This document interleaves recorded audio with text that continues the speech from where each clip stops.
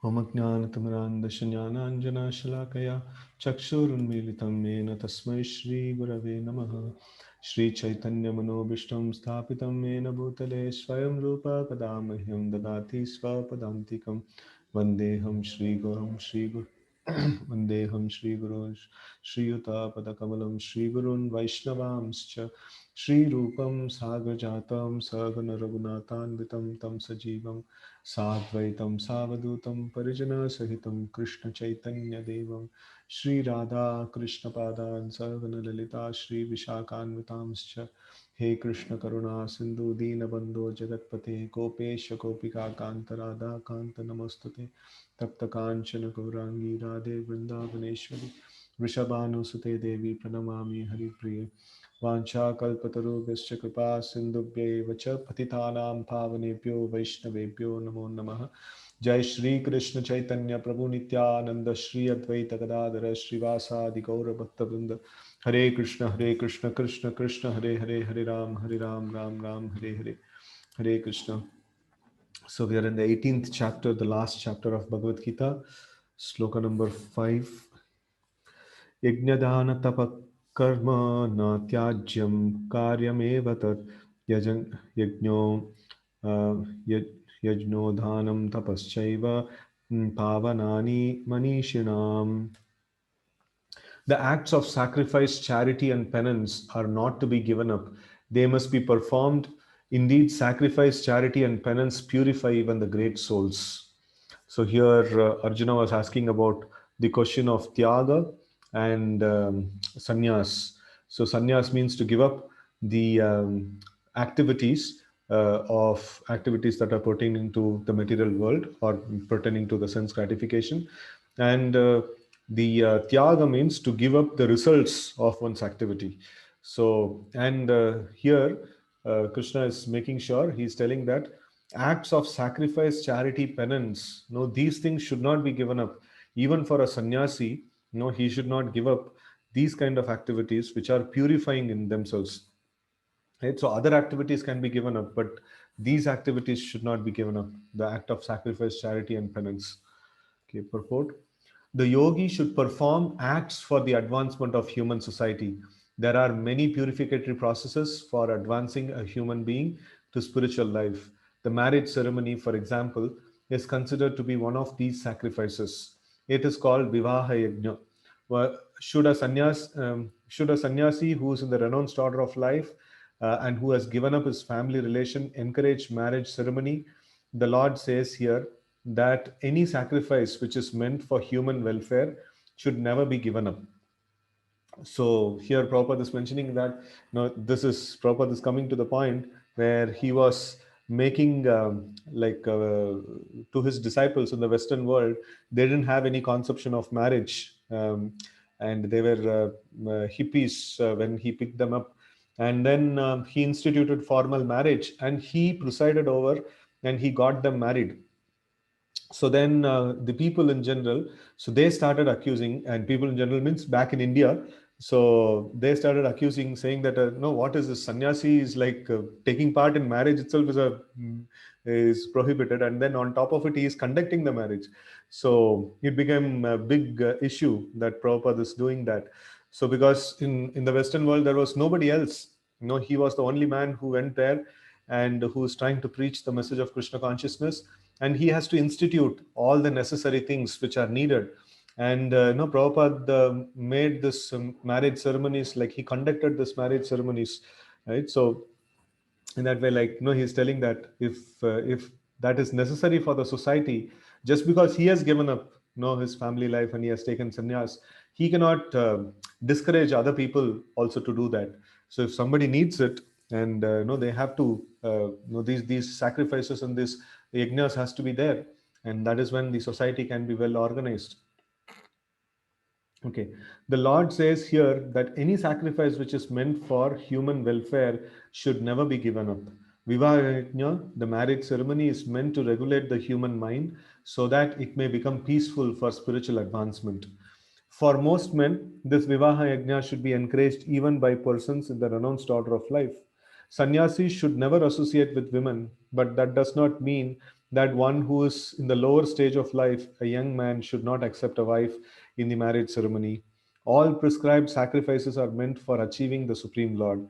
Therefore, in the lower stages, they should not be given up. Similarly, charity is for purification of the heart. If charity is given to suitable persons, as described previously, it leads one to advanced spiritual life. Okay, text 6. एतानि अपि तु कर्माणि सङ्गं त्यक्त्वा फलानि च कर्तव्यानीति मे पार्थ निश्चितं मतम् उत्तमम्.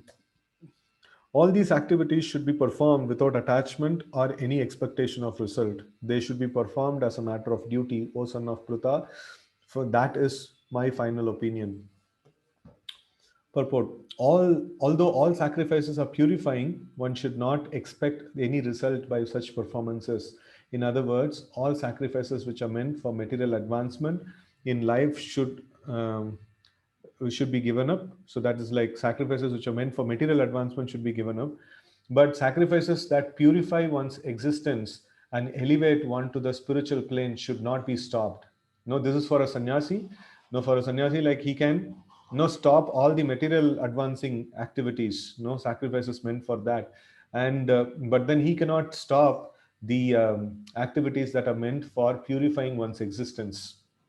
So that should not be stopped, right? And elevate to the spiritual plane. Everything that leads to Krishna consciousness must be encouraged.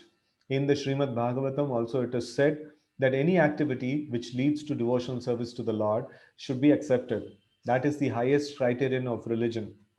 No, we all have discussed this sloka. No, smartavyam satatam Vishnu vismartavyam najatuchit sarve vidhi nishedashur etayor eva kinkara.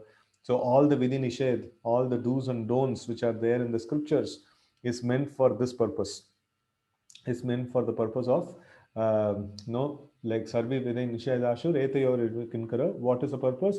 To always remember Vishnu and never forget him. Right. So that is the principle, and for that anything that is favorable, that must be accepted. And sometimes the so-called religious principle may not be favorable for remembrance of the Lord, so then it may have to be rejected, no, and a higher principle may have to be taken. And um it involves a lot of parameters. Know who is involved, what kind of status of spiritual elevation that person has, and then a lot of parameters has to be checked, before we can actually say that whether this particular thing has to be done or it has to be given up. No, that's what Arjuna is asking here, what needs to be given up and things like that. Okay, text 7. Nityastha. Okay, this we read, right? Yeah. नित्य नित्यथस्य तु संन्यासः कर्मणो नोपपद्यते मोहात् तस्य परित्यागस् तामस परिकीर्तितः. Prescribed duties should never be renounced. If one gives up his prescribed duties because of illusion, such renunciation is said to be in the mode of ignorance. So now Krishna is giving renunciation in different modes. Like if we give up, there are so many times like people call us saying that no, we want to join your ashram, and we ask like, what's the problem? No, why you want to join the ashram? No, material life is too difficult, and it is so much of problems are going on, so we just want to join ashram. And I don't like, with frustration, if you join here also, there are so many problems are there. It is not that this is a bed of roses. So no, it is even more problems will be there here. So it is like a person in knowledge, a person who is endeavoring to control his senses, and such people can actually stay in the renounced ashram. So we cannot just like that because no, the worldly problems are too much, so I want to join some ashram. So that is like no, it doesn't work in that way. Mm. So one has to dedicate or renounce the world for the sake of advancing in spiritual life, not for running away from the material problems. So such kind of renunciation is called renunciation in mode of ignorance. Okay, purport. Work for material satisfaction must be given up, but activities which promote one to spiritual activity, like cooking for the Supreme Lord, offering food to the Lord, and then accepting the food, are recommended. It is said that a person in the renounced order of life should not cook for himself. Hmm. So he should go out for begging, right? So that is how the renounced order, this one, sannyasis are supposed to be. And um, so cooking for oneself is prohibited, but cooking for the Supreme Lord is not prohibited. Similarly, a sannyasi may perform a marriage ceremony to help his disciple in the advancement of Krishna consciousness. If one renounces such activities, it is to be understood that he is acting in the mode of darkness. Okay, so next text 8. Dukkhamiti eva yat karma kaya klesha bhayatyajat sakritva rajasam tyagam naiva tyaga phalam labet. Okay. Anyone who gives up prescribed duties as troublesome or out of fear of bodily comfort is said to have renounced in the mode of passion. Such actions never leads to elevation of renunciation. One who is in Krishna consciousness should not give up earning money out of fear that he is performing fruitive activities. If by working one can engage his money in Krishna consciousness, or if by rising early in the morning one can advance his transcendental Krishna consciousness, one should not desist out of fear or because such activities are considered troublesome. So here, two angles Srila Prabhupada is taking. So one angle is that, he's telling that working to earn money. So somebody may think that, okay, this is, I'm doing a fruitive activity. I should not do it. So, but if he's able to engage his Lakshmi in service of Krishna, so then no, that is not a problem. No, he should continue to work, and if he advances in his knowledge, then he later point in time he can think of renouncing. And another aspect, no, that it's that Prabhupada is mentioning is, no, considering our bodily discomfort. If we think that, oh, rising up early in the morning and doing all these things, it is so much of inconvenience to the body, so let me give it up. So then also it is renunciation in passion. So it is more of what is that, it has like different kind of a viewpoint. So these basically it is thinking that comfort, the for the sake of comfort no one renounces, so then it is not very good. Okay, such renunciation is in mode of passion. The result of passionate work is always miserable. If a person renounces work in that spirit, he never gets the result of renunciation. Okay. Text 9. Karyam iti eva yat karma nityam kriyate arjuna sangam tyaktva phalam chaivat satyagaha satviko matah. O Arjuna, when one performs his prescribed duty only because it is ought to be done and renounces all material association and all attachment to the fruits, his renunciation is said to be in the mode of goodness. So here Krishna is very nicely mentioning, renunciation should be like whatever prescribed duties are there, one should not run away from that. And then one should give up the fruits of one's action. That's a very, very important principle. So mode of goodness means to give up the fruits of one's action. Attached to the fruits means passion, and like doing things without any rules and regulations. No, then it becomes illusion. So illusion means no regard to scriptures. Passion means according to the scriptures, but attached to the fruits. And then goodness means according to the scriptures, but not attached to the fruits. No, like that. So sometimes passion also they may, like the illusion component is more, and then the passionate component is more like more gauged based on the attachment to the fruits of one's action. Okay. Purport. Prescribed duties must be performed with this mentality. One should act without attachment for the results. He should be disassociated from the modes of work. Okay, so here we see, if we detach ourselves from the results, it detaches us from so many things actually. Even modes of nature will find it very difficult to act upon us. So because like we are disassociating ourselves from the results of the action. So whatever action we perform, like that action should be detached from the results. So then it will become very solid. Okay, a man working in Krishna consciousness is a fact in a Man working in Krishna consciousness in in a factory does not associate himself with the work of the factory nor with the workers of the factory. He simply works for Krishna. And when he gives up the results for Krishna, he is acting transcendentally. Right? Okay. Text 10. Nadveshti hakushalam कर्म कुशले नानुसज्जते त्यागी सत्व समाविष्टो मेधावी छिन्न संशयः. Okay. The intelligent renouncer, situated in the mode of goodness, neither hateful of inauspicious work nor attached to auspicious work, has no doubts about work.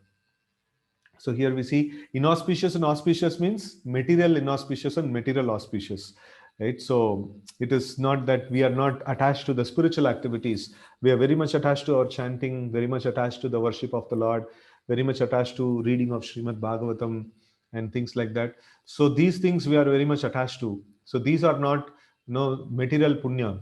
Here what is talked about is they don't become hateful of the sinful activities of this world, and they don't become too much attached to the auspicious activities also, right? So for example, Arjuna was lamenting killing is sinful, and Krishna was telling, like, why are you so much attached to these things?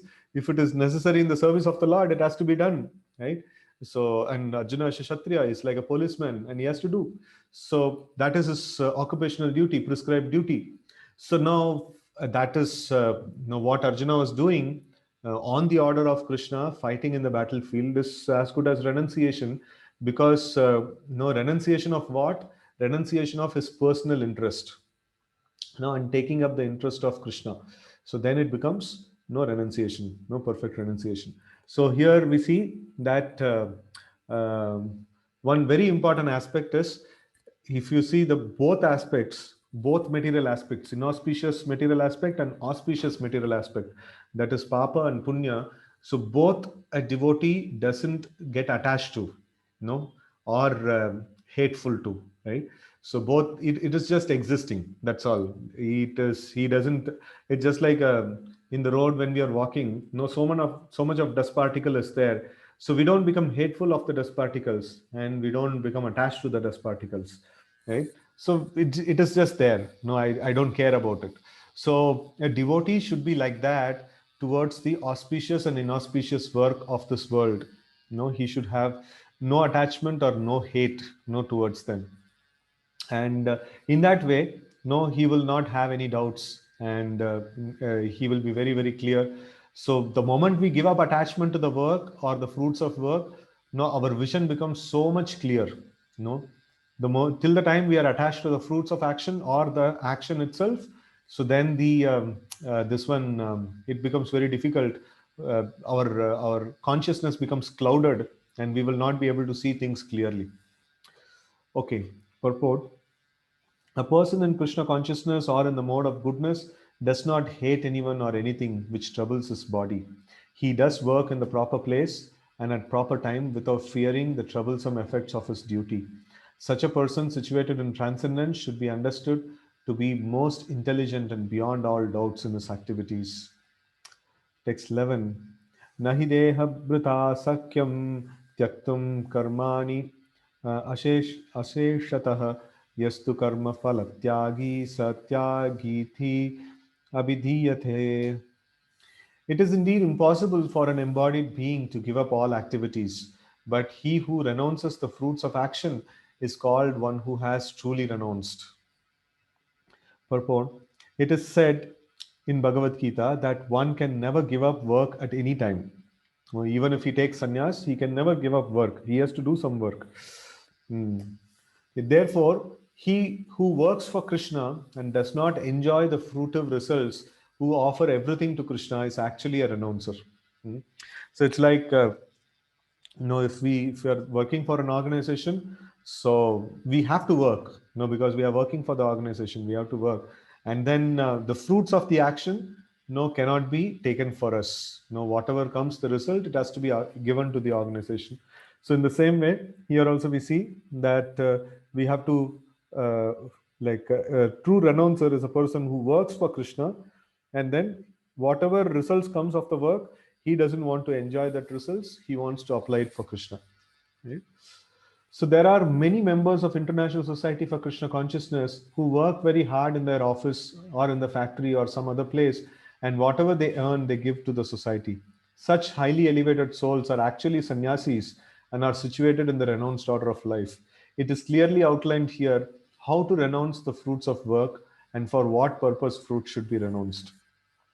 So this is in the beginning days of ISKCON. So what used to happen is the devotees didn't have any much no like money and things like that, and they have to maintain the center, and they have to take care of the preaching activities and things like that. So the devotees would go and work in some organizations outside, and some used to be waiters, and some used to be like just small jobs they would take, and whatever they would get, everything they would come and give it to Prabhupada, and they would be married also and things like that. And Prabhupada would say, okay, fine, now have this much money and take care of your family.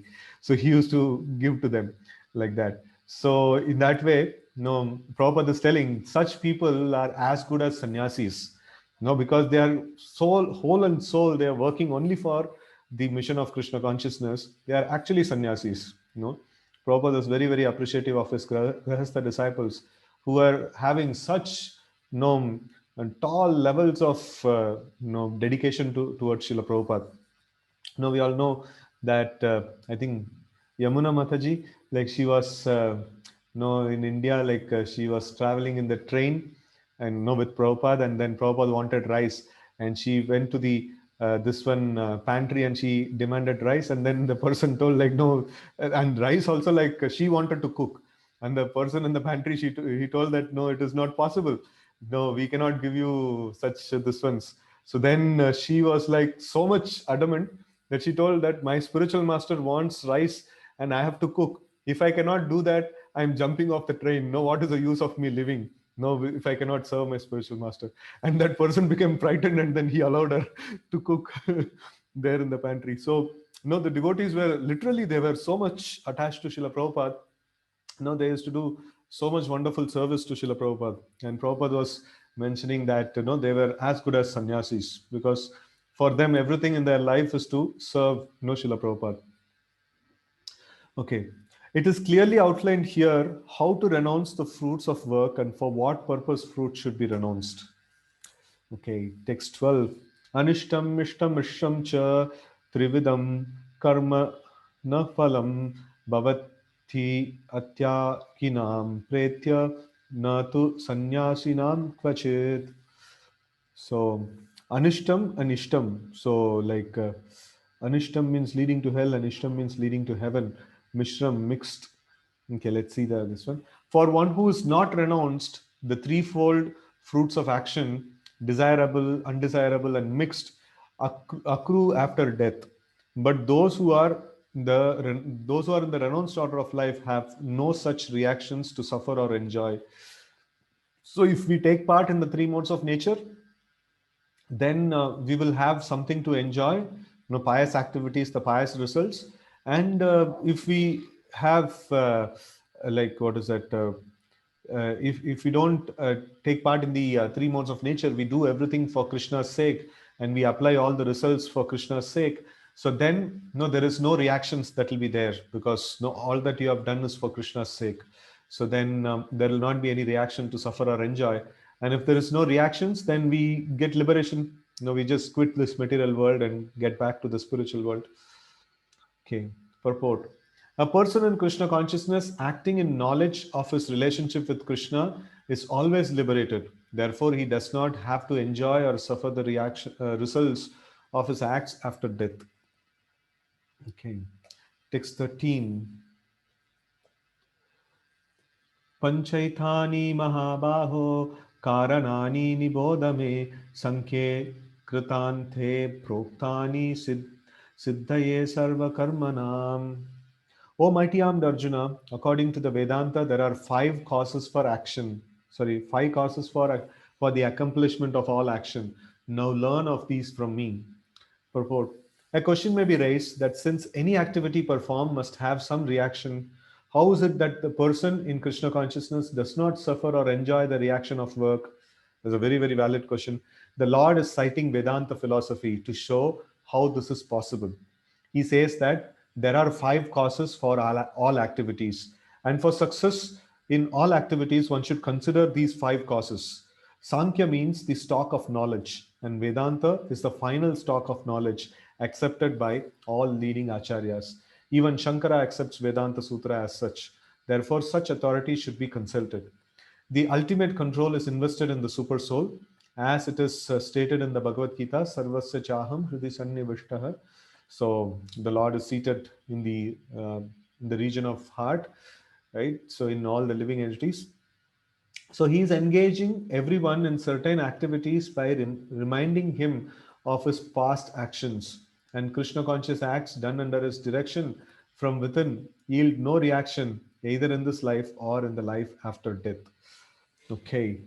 So now let's see. This Prabhupada has put a very nice question. That question is that any action should have a reaction. So good or bad. No, some reaction should be there. And how is it that no Krishna conscious actions doesn't have any reaction? So that's what we are going to see now. The text 14. Adhishtanam tata karta karanam cha pratak vidam vividas cha pratak cheshta daivam chaivatra panchamam. The place of action, the body, adhishtanam, right? And then tata karta, karta, the performer or the soul. No, we, the soul, like, no, we are also a cause of the action. And then the various senses, no, karanam cha pratak vidam. So karanam means the like senses with which we can do some karya, no? So that is called karana. So this the various senses, and then vividamstak tak cheshta.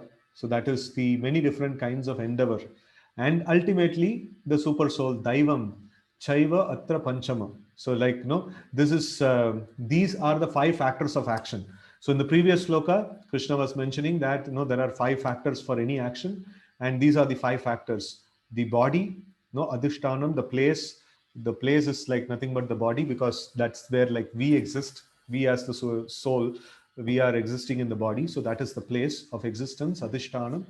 And then karta is the soul is the one who is powering with his desires and things like that. And then of course they are getting influenced by the modes of nature, but then the soul is the one who is powering it, the whole thing, right? And then the various senses, like according to my senses I get desires. So if I have the senses like a dog, I desire like a dog. If I have senses like a elephant, I desire like an elephant. No, now I don't desire to eat tons of food. But if I'm an elephant, I will desire to eat tons of food because I have got an appropriate senses for that, right? And the many different kinds of endeavor. So just the desire is not sufficient. We have to put endeavor also. And ultimately the super soul, the Lord has to give sanction, for all these things. So we had presented this in a simple form, not the 5-factor action, but at least 3-factor action. We had presented in the Gita overview session. So there it is like the living entity, the material nature, and the super soul. So we can see that the body and the senses and all these things can be actually put into the super soul, and the endeavors and things like that can be grouped under the living entity and things like that. So we can actually make a different grouping, and this is there. This 3-factor action is mentioned elsewhere in Bhagavad Gita itself, in the middle chapters. So that's what we took it, so that it is easier to understand. More the factors, more the complexity. So in that way, like we didn't took for Gita overview the 5-factor action, though we followed the 18th chapter, for the summary, but we didn't include the 5-factor action there. So so now in this world there are so many philosophies are there. So one of the philosophies that says that it's all based on your desire. If you have a strong willpower, you can achieve anything, right? So they're missing out something. What does the willpower means? Okay, so the performer, he has a strong desire, and then because of the strong desire he's doing various endeavor also. But he should have a right body, he should have the right senses, and ultimately the super soul has to give permission also. Without that, simply willpower. Most of the times, if we have a strong will, so then what happens? The Lord also says, okay, fine, this guy is desiring so strongly, let him have, like that. But then if our karma doesn't support, or if the Lord doesn't want for some reason, and he can just stall the whole thing. He can just put a full stop to the whole thing. So these are the 5 factors of action, and one has to consider all these 5 factors. So the materialistic theory is just taking one factor, saying willpower. If you have willpower, you can do anything and everything. So just one factor of the action. So no, they cannot make a foolproof system out of it. So they will preach this philosophy, but ultimately they'll get frustrated because they don't know how the system works, how this world works, how this body works. They don't know, and they just simply keep making some philosophy and try to work according to that. Sometimes it works, and they are like so much, hey, like no, philosophy works. No, this is how the whole world is working. And at other times, it doesn't work. No, it just goes. No, they go for a toss, and they get into depression and saying, oh no, this I whatever I'm planning, it's not working. So we have to include all the 5 factors in our planning. And super soul factor is beyond our capacity. The Lord, what he desires, why he sanctions something, why he doesn't sanction something, it's there in his capacity. He's an independent personality of Godhead. How can we dictate? So there is a wild card that is there, and we have to accommodate this. And if we know this thing, when we understand that God is there and without his sanction nothing can happen, we will become humble. We will not say that, no, I have to get this result. We will say that if Krishna desires, it may happen. And if I have that kind of an attitude, if it happens or not happens, anyway, I just had it may happen. No, I didn't have a confidence that it will happen. No, it may happen. If it happens or if it doesn't happen, still I'll be stable. No, I will always be like no proper. But if I have strong desire, it must happen. No, this is the result I want. This must happen. Then if it doesn't happen, then gone. No, the person is in depression. So, or no, he's not able to handle his defeat, right? Or he gets frustrated and things like that. Or if it happens, he thinks that, oh, my willpower has made it happen. No, I am so great, right? So it gets into another side of the pride. So pride is another form of depression. People don't know that. Pride also causes so much damage to the body. Just like depression damages the body, in the same way pride also damages the body. So a person has to be humble, saying that no, the super soul is the ultimate sanctioner. I may have endeavored, I may have desire, I may have everything, no, all right, but until unless super soul sanctions, nothing is going to happen. Right? So in this way, like we should develop humility by understanding the 5 factors of action. I am just one insignificant portion of the whole equation, and super soul, the Lord is the biggest stakeholder, and his decision is more important, and his call is more important in the whole thing. So then I naturally become humble, right? So we see that we have seen this practically in many times. Like sometimes some big people or somebody comes and tries to control someone else, and then they get to understand, oh, okay, this person I'm trying to control, he's more powerful than me. Then they become humble. So in the same way, we are so proud to control this material nature and this world and things like that, but when we understand the Lord is there, who is the sanctioner, and nothing can happen without his sanction, we become more and more humble, right? So like we have to only beg in front of the Lord, and he can do anything and everything as he desires. So there is no way we can dictate the Lord, no, you must do this. No, that's not possible. So naturally we develop humility, that no, all that I desire may not happen, all that I want may not happen, right? So I have to be humble. There is a bigger controller is there, and he will call the shots. Okay. Purport. The word adhishtanam refers to the body. The soul within the body is acting to bring about the results of activity, and is therefore known as karta. No, karta means the soul, the doer. So the soul is the knower and the doer is stated in the Shruti. Esha hi drishta shrashta. No, esha hi drishta shrashta. So here we see that the soul, we had studied in the, I think the 15th chapter, um, no, like nature, enjoyer, and consciousness. Like we studied that, what is that? Who's the, what is that? Jnanam, Nyayam, and then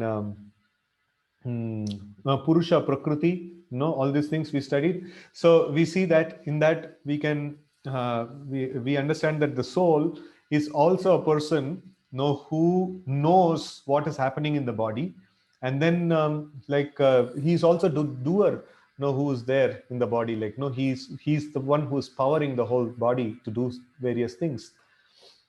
Okay. It is also confirmed in Vedanta Sutra by the verse Nyota Eva and Karta Shastrartha Vat Vat no Vatvat. Okay, so the instruments of action are the senses, and by the senses the soul acts in various ways. For each and every action, there are different endeavors, but all one's activities depend on the will of the super soul, who is seated within the heart as a friend. No, he is not seated within the heart as an, no, this one saying that, okay, you did some mistake, right? No, I'm going to punish you. No, he's not looking at us like that. He's sitting as a friend. So one devotee very nicely explained this concept. He was mentioning, it's like, Krishna is like a judge, and he's a judge, and he is very much, he also likes us, he also likes us very much.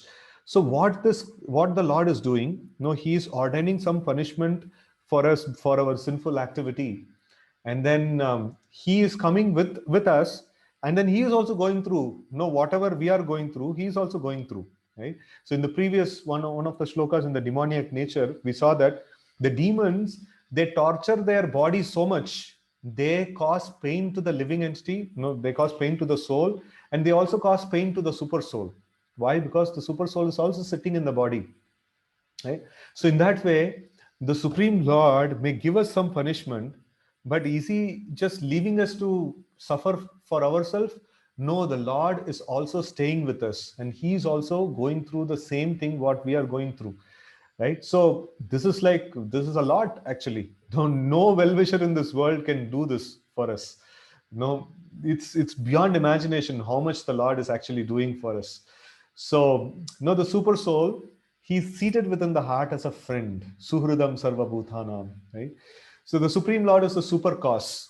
Under these circumstances, he who is acting in Krishna consciousness under the direction of the super soul, situated within the heart, is naturally not bound by any activity, right? So here it's very, very important statement. Under these circumstances, he who is acting in Krishna consciousness under the direction of the super soul, situated within the heart, is naturally not bound to any activity. So why did Krishna mention this particular shloka? The Srila Prabhupada actually raised two very important questions, that if there is an action, there is an appropriate reaction should be there, either good or bad. But for a Krishna conscious person, he is doing akarma because he is not getting any reaction. Why no reaction? He is also doing some action. Why no reaction? Because out of the five factors, karta, the soul is the karta, and the super soul is also there. In material sense, the soul desires and the super soul sanctions, and the material nature executes. And in the spiritual sense, for a devotee, the soul is desiring. What is he desiring? Whatever Krishna wants. So if whatever Krishna wants is desired, whatever results come, that also goes to Krishna. Whatever, even if it involves some karma also, it will all go to Krishna, and the living entity doesn't get, or the devotee will not get any karma, because he is not using his independent thought process. He is using, he wants to just please Krishna. He just wants to execute things which are needed by Krishna, which are directed by Krishna, through the spiritual master and scriptures and Guru Sadhu Shastra. So in that way, he is following his activities. So he has surrendered, this out of the five factors, he has surrendered his factor, So once he has surrendered his factor, why he will get any reaction, right? So it's only four factor now. So the living entity is is not doing. In fact, it's always five factor. So it is not that we become dumb. So we desire in line with Krishna's desire. So then it becomes then the living entity doesn't get any karma in return. Okay. So those in complete Krishna consciousness are not ultimately responsible for their actions. Everything is dependent on the supreme will, the super soul, the supreme personality of Godhead. So this is a very, very wonderful explanation of how the akarma concept works, right? So Krishna very, very, very clearly he explains how the akarma concept works. why the devotees don't get any karma. Okay, text 15. Okay, so now we are doing a reading of Bhagavad Gita. Now this Krishna wants, and because Krishna wants it and we are doing it, there is no karma produced in this 1 hour. And then when we are trying to chant the names of the Lord, because Srila Prabhupada told, why he told, no, because no, whatever Prabhupada says, it is the will of Krishna. So no, by following that, so no, we have not taken the decision of chanting. No, it's because Prabhupada told we are chanting. So then that time is also fully released from the three modes of nature, and no, we are not going to get any karma. So in this way, if we do, like in the past we had seen that if somebody is working, and for the pleasure of Krishna, he is using his hard-earned money in the service of the Lord. So then that is also he's completely free from the three modes of nature and no karma.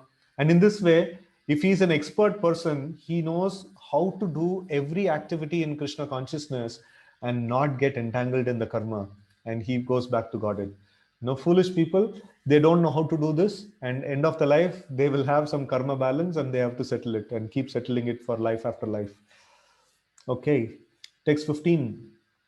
Shariravan manobiryat karma prarab prarabhat bahate narah nan nayam va viparitam va panchaite tasya hetavah. Whatever right or wrong action a man performs by body, mind, or speech is caused by these five factors. Okay. The words right and wrong are very significant in this verse. Right work is work done in terms of prescribed directions in scriptures, and wrong work is work done against the principles of scriptural injunctions. Okay, so here we see it's a definition of good and bad, like no Prabhupada is mentioning on the basis of scriptures. On top of it, one very important thing to be noted here is that all the actions by body, mind, and speech. So I have certain kind of thought process that is going on. So, who are all the party to it? No, I am party, and then the kind of body that I have got, that is also party, and the Lord is also facilitating it, right? So He's also facilitating it. So, and then that's why we should pray to the Lord. We may be contaminated, but the Lord can protect us from wrongful thoughts. No, He can actually, no, He doesn't need to sanction the wrong thoughts. Then it doesn't happen. So the Lord sanctions. So that's how it is happening, and we also are desiring. So it's not like it's multiple factors are working out there. And then sometimes we want to do some devotional service, and then we are not getting enthusiasm, and we are not able to do it. So somehow the Lord is not merciful to us. We have the desire, and somehow the Lord is not showing His mercy. So means something would have happened. No, something gadbad I have done, and because of which it is happening like that. Again, we should go to the Lord, pray to Him. No, He is dayalu. No, He's so merciful. He has already forgiven so many millions and millions and millions of sins that we have committed. So no, it is not very difficult for Him to do that. He just expects that we just have to go to Him, and just like any parent would expect, the child should come to them, and child should ask for something and immediately they will give it. So it's not that they don't want to give it, but they just want the child to come.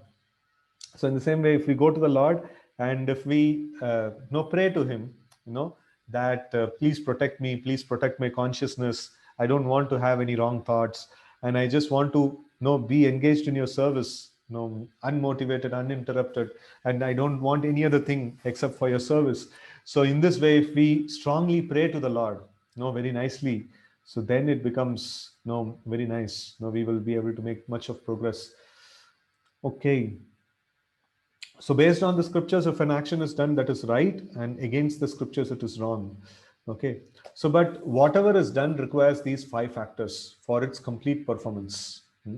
So even a criminal is doing a murder or criminal activity, Lord's sanction is needed, and then his desire is needed, endeavor is needed, all those things are needed. Otherwise even sin cannot be performed. Okay. Text 16. तत्रैवं सति कर्तारम् आत्मानं केवलं तु यः पश्यति बुद्धित्वान् न पश्यति दुर्मतिः. Therefore, one who thinks himself the only doer Not considering the five factors is certainly not very intelligent and cannot see things as they are. The whole world falls under this category. So everyone, they don't think that the five factors are there. I should be able to do it, and I have to perform, I have to do this, I have to do that, and things like that. So people don't consider the five factors behind. Purport: a foolish person cannot understand that the super soul is sitting as a friend within and conducting his actions. Okay. So many times people ask why we say that this world is in darkness. Don't we have sun? Don't we have light and things like that? So it is not darkness of this sort. It is darkness in a much more deep-rooted level that we are not even able to understand how things are working here. It's like when we play with some small children. So we move the ball or some toys, here and there and things like that, with a rope or some this one. So the child may not know what's happening, and the child will be just running behind the toy, but we are trying to control it, through some other means. So the child is in ignorance, of what's happening. She's in, the child is in darkness.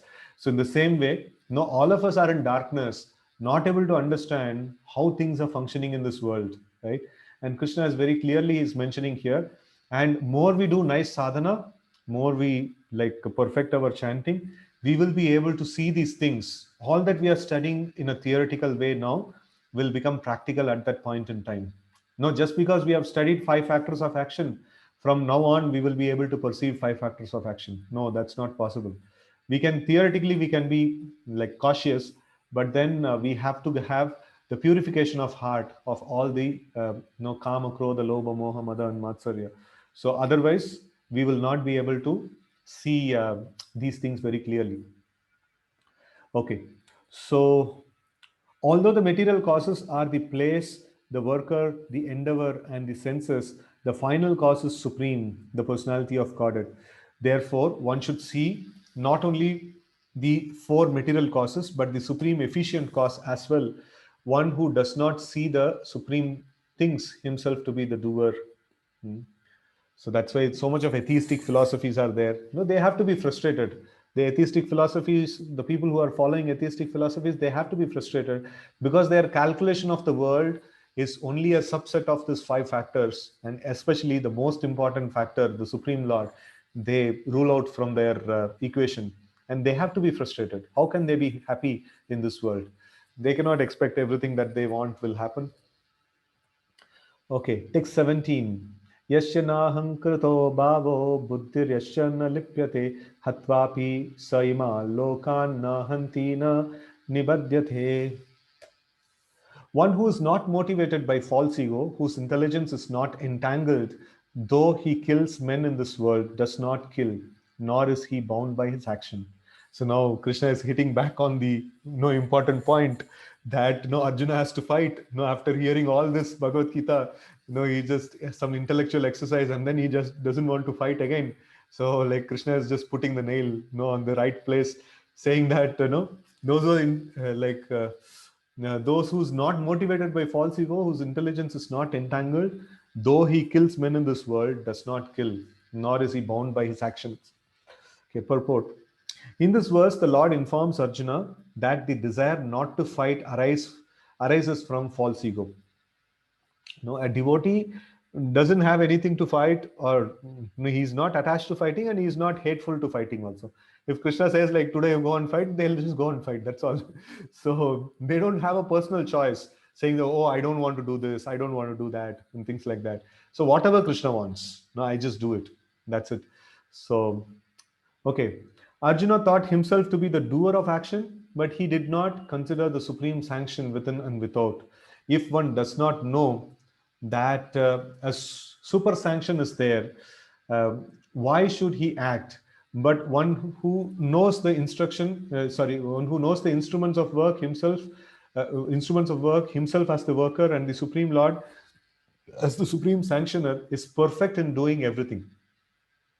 Such a person is never an illusion. Personal activity and responsibility arise from false ego and godlessness or lack of Krishna consciousness. Anyone who is acting in Krishna consciousness under the direction of Super Soul or the Supreme Personality of Godhead, even though killing, does not kill. nor is he affected by the reactions of such killing. When a soldier kills under the command of a superior officer, he is not subject to be judged. But if a soldier kills on his own personal account, then he is certainly judged by a court of law. Now, this is a very, very powerful example Srila Prabhupada gives, that a soldier in the border on the command of the government, he is killing, and no, he is not punished for all the killing. But the same person, he comes inside the city and he kills somebody, that's all, he'll be put in the jail. So that is not ordered by the government or his superior officer. He just does it on his own accord. So then that's how the karma functions. So when we act according to Krishna's desire, then no karma. Then if we have our own desire, no, this is what I want, this is my choice and things like that, okay, fine, you do, and you enjoy because you call the shots, so then you have to pay for it also. So if Krishna calls the shots, so then we don't need to pay for it, like that. Okay, so next, it's a small thing we'll read. Jnanam Nyayam Parijnata Trivadam Karma Chodana Karanam Karma Kare Karanam Karma Kare Karteti Trividam Trivida Karma Sangraha. Knowledge, the object of knowledge, and the knower are the three factors that motivate action. The senses, the work, and the doer are the three constituents of action. So here further more details of the action is given.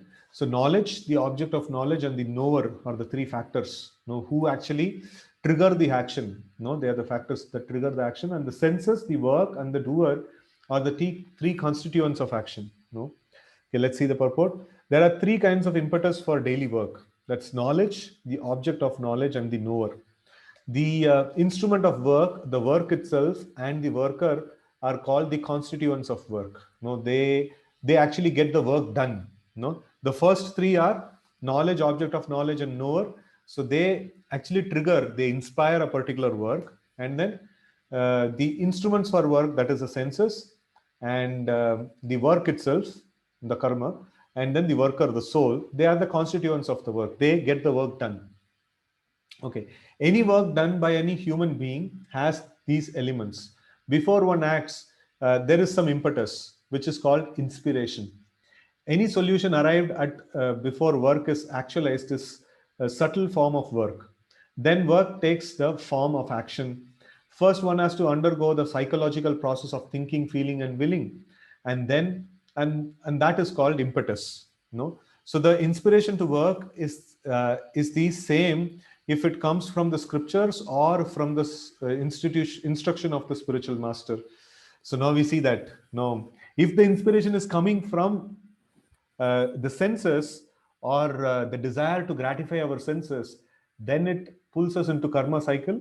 And if the inspiration is coming because the scriptures are telling, I have to get up early in the morning, and because the scriptures are telling, I have to chant the names of the Lord, because the scriptures are telling, I have to associate with devotees, and because the scriptures are telling that no, I have to regularly study the scriptures.